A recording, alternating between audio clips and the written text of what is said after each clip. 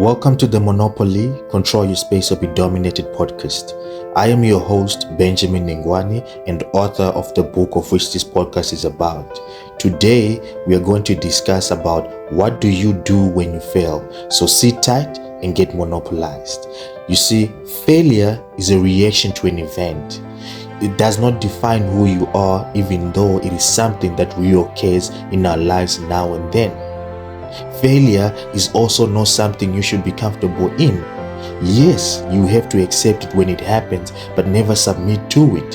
Instead, evaluate why you failed and determine if you can improve your odds before you attempt to do what you did again. For instance, if you had planned to save 100,000 this year and you failed, that's okay. But how close did you get to your goal? How much did you miss by, and what caused you to miss your goal?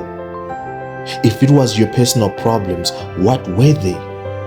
Why didn't you factor them in your plan? Chances are you didn't know that this will happen. But now that you know, when you set the same goal for next year, you know what to look out for or avoid in order for you to succeed. Don't look at failure as the end, and don't ever let failure rob you of your self-esteem.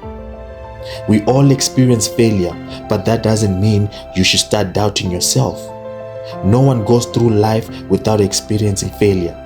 Some of us just don't think too much of it because it's just a reaction of some sort when you do something. And all you got to do is figure out what caused the reaction, fix it, and then move on. At the end of the day, you cannot prepare for everything because we are limited to what we know. So you can't expect to succeed all the time when you don't know everything. No matter how much you study or learn, you'll never know everything because everything is changing with time. Some things are changing slowly while others are accelerating at a speed of which we cannot grasp. So depending on what you want in life and where you are going, you might have to adapt quickly on certain things just to keep up in life. For instance, if you are a musician, you have to adapt to a new sound to stay relevant, or else you'll be left behind. So what career path have you chosen for yourself? And what does it demand from you? Are you willing to pay the price? If not, walk away and find something else to do. Don't waste your time, you don't have a lot of it. You see, there's one thing I realized in life. If you are not willing to go hell and back for something, then it's not worth it, whatever it is. Life has a way of testing you when you commit to something. You don't have to like it or believe it, but that's the truth. If you decide to commit to a relationship, all of a sudden everybody will start to like you. If you decide to take your job serious, all of a sudden your boss will start to be a thorn on your feet. That's life. So make sure whatever you want in life is worth going through hell and back for. Because if not, you are going to keep failing in life. And that's the bottom line, because soon you realize there are some things that are not worth going through hell and back for, and by then you would have wasted a lot of time and resources trying to do whatever you were trying to do. You know, it's very commendable to try and do something with your life. But do you know what's even better? Is to commit to something in your life. Because when you commit to something, you don't try to make something work. You got to make it work. So until you are ready to put everything on the line in order for you to get what you want, quit trying. Trying will only make you feel less confident about yourself, because when you try something, you don't give it your all. Trying is a word we use when we don't want to commit fully. And it can only take you so far in life. Which means that you are not going to get everything you want in life, or should I say most of the things you want in life. So if you are happy with what you have, then keep on trying. Don't commit. But if you want to change all of that and build a better life for yourself, then commit. You see, when I say you need to put everything on the line, that does not mean that if you want something, you also have to risk what you have. I think a lot of people have that misconception of risking it all or putting everything on the table. You see, no risk is worth it if you are going to lose everything you have. Risk is something you manage, and if you cannot manage it, then the fear of it will control you. That's why some of you haven't even started to work on your goals because you're afraid to fail. And some of you already failed miserably, and that's why you don't want to pursue your goals anymore.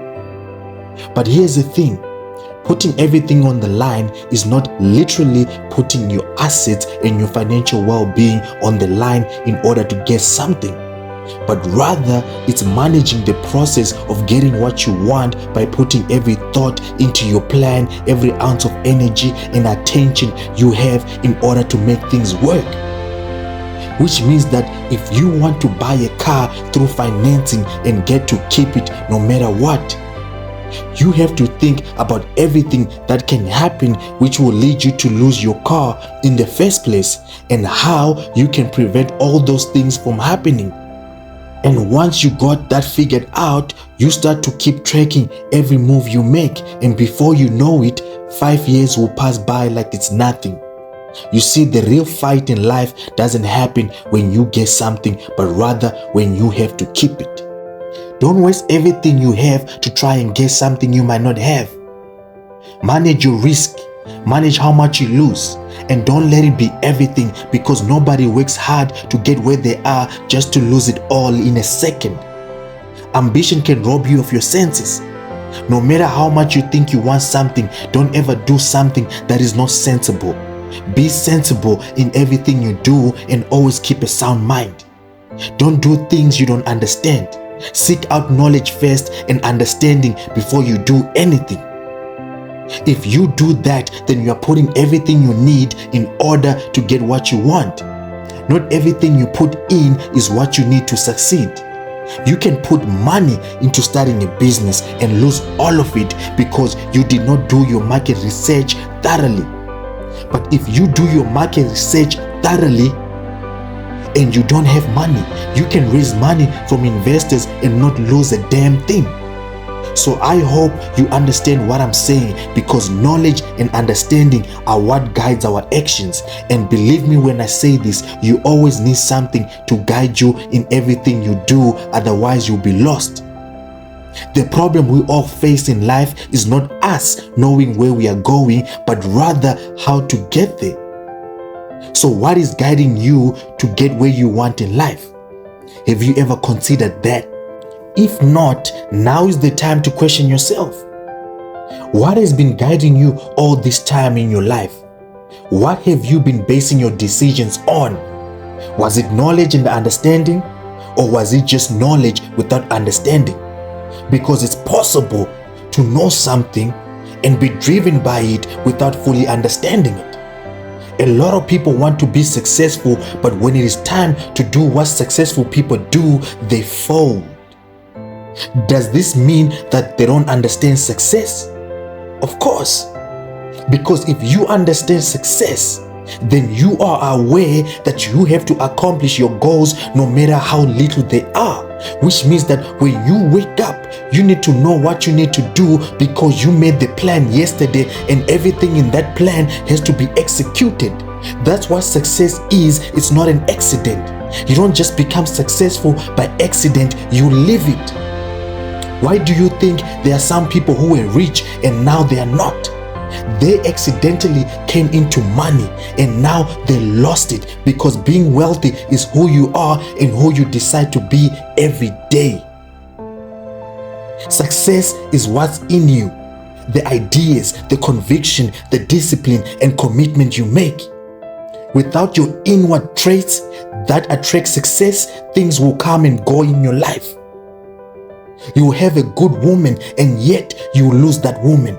You will have a good job and yet you will lose that good job, because you lack the inward traits of a successful person.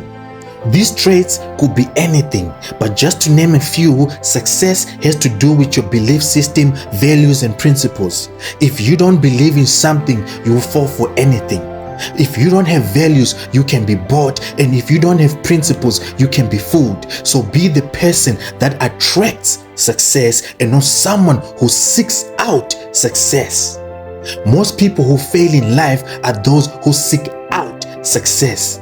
They fail not because it's hard to become successful, but they are willing to accept anything that resembles success. But those who attract success don't just accept any form of success, but rather the kind that complements who they are.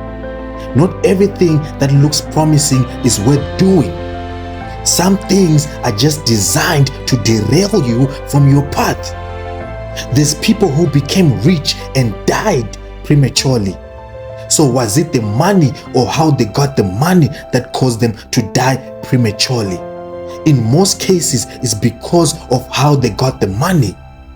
The things they had to do changed them inwardly.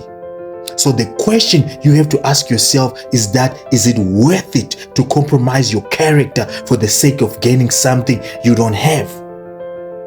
Until the next episode, listen to this podcast at least 10 times, let it sink in, take what you need and start applying it. If not now, then when?